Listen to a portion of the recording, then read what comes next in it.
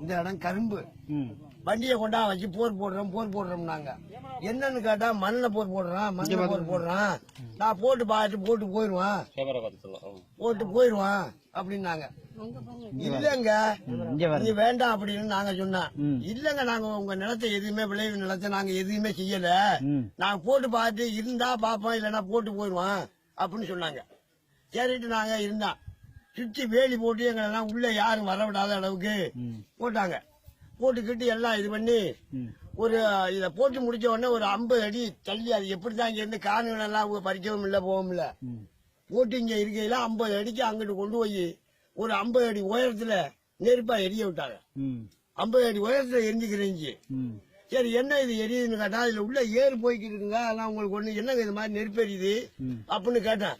அதெல்லாம் உங்களுக்கு எந்த பாட்டு இல்லைங்க, நாங்க ஏறு எடுக்கிறோம்னு சொன்னாங்க. அப்புறம் அதெல்லாம் அவங்க முடிச்சுட்டு போனதுக்கு பிற்பாடு உள்ள மரமட்டையை பூரா எல்லாம் பட்டு போச்சு. அந்த உள்ள மரம் இருந்தாலும் எல்லாம் பூரா பட்டுருச்சு.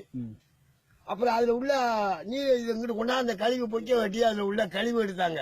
என்னன்னு கேட்டா அது உள்ளதை நாங்க எடுத்து கவனிச்சு வச்சிருக்கோம், நாங்க போயிட எடுத்துக்கு போயிடுறோம், உங்களுக்கு ஒண்ணு எந்த பாதிப்பும் கிடையாது அப்படின்னாங்க.